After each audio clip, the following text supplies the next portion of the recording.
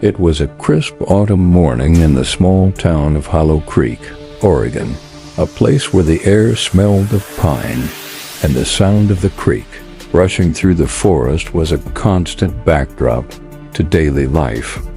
The town was the kind of place where everyone knew everyone, and secrets were hard to keep. But on the morning of October 12, 2018, the town's peaceful facade was shattered by a disappearance that would unravel decades of lies. The missing person was 28-year-old Emma Carter, a bright and ambitious journalist who had recently returned to her hometown after years of working in the city. Emma had come back to Hollow Creek with a purpose: to investigate the cold case of Lily Morgan, a teenage girl who had vanished without a trace 15 years earlier. Lily's disappearance had haunted the town for years, and Emma was determined to uncover the truth. Emma had always been a curious and tenacious person, traits that had made her a successful journalist. She had a knack for digging up stories that others were too afraid to touch, and her work had earned her a reputation for being fearless.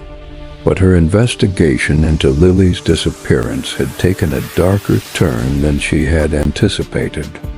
In the weeks leading up to her own disappearance, Emma had confided in a close friend that she was close to uncovering something that could change the town forever. The night Emma vanished, she had been seen at the local diner, a cozy little spot on the edge of town where the regulars gathered for coffee and pie. She had been sitting at a booth, scribbling notes in a leather-bound journal, her brow furrowed in concentration. The diner was quiet, save for the hum of the ceiling fan and the occasional clink of dishes. Emma had been waiting for someone, a source who had promised to bring her new information about Lily's case. When the source arrived, they were cloaked in shadows, their face obscured by a hood. They slid into the booth across from Emma, their voice low and urgent. Emma had leaned in, her eyes narrowing as she listened to what they had to say. The conversation was brief, but by the time the source left, Emma had a folded piece of paper tucked into her journal. She glanced around the diner, her eyes lingering on the cook behind the counter, who quickly looked away. Emma left the diner shortly after, her mind racing with the new information she had just received. She got into her car and drove down the dark, winding road that led to Hollow Creek Bridge. The headlights of her car cut through the fog as she approached the bridge, the sound of the creek rushing below filling the air. She parked the car and stepped out, clutching a flashlight. The night was eerily quiet, the only sound the crunch of leaves beneath her feet. Emma knelt by the edge of the bridge, shining her flashlight into the water. The beam caught something glinting beneath the surface.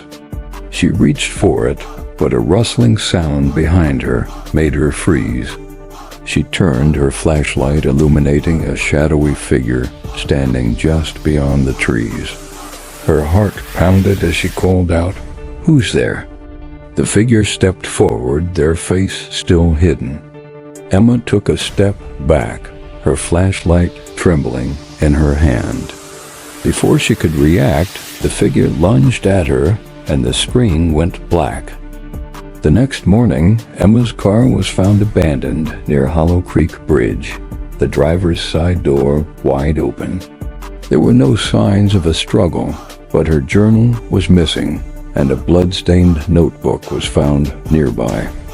The notebook contained cryptic notes about Lily's case, including references to illegal land deals, blackmail, and a cover-up that went all the way to the top of the town's power structure.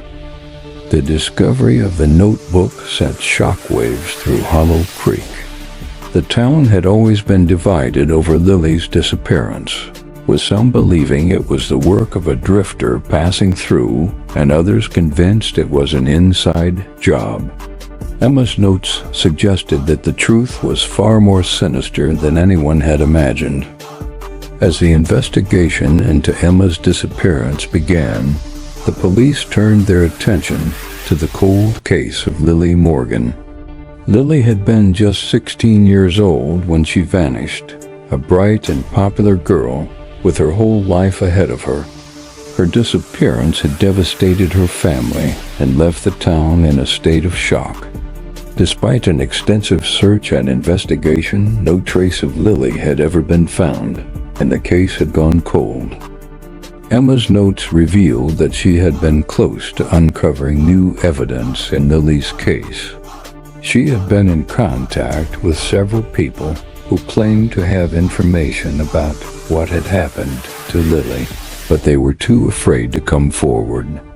Emma had also discovered a connection between Lily's disappearance and a series of illegal land deals that had taken place around the same time. The deals involved some of the town's most powerful figures, including Mayor Thomas Greer and local businessman Jacob Reed. Jacob Reed was a reclusive figure who had been the prime suspect in Lily's disappearance, but was never charged due to lack of evidence. He lived in a cabin deep in the woods and was known for his volatile temper. Emma had interviewed him several times, and while he had denied any involvement in Lily's disappearance, she had noted in her journal that she found him evasive and suspicious. Mayor Thomas Greer, on the other hand, was a respected figure in the town, known for his charm and charisma. But Emma's notes suggested that he had been involved in the illegal land deals and had used his position to cover up the truth about Lily's disappearance. She had also discovered that Greer had a personal connection to Lily's family, though the details were unclear. As the investigation progressed, the police uncovered more disturbing details about Emma's final days. She had been receiving anonymous threats, warning her to stop digging into Lily's case. She had also been followed on several occasions, though she had dismissed it as paranoia. The night she disappeared, she had received a voicemail from an unknown caller, warning her to stop digging or else. The discovery of the voicemail led the police to focus their attention on Dr. Evelyn Hart, the town's respected psychiatrist. Dr. Hart had treated both Lily and Emma and was known for her calm demeanor and compassionate nature.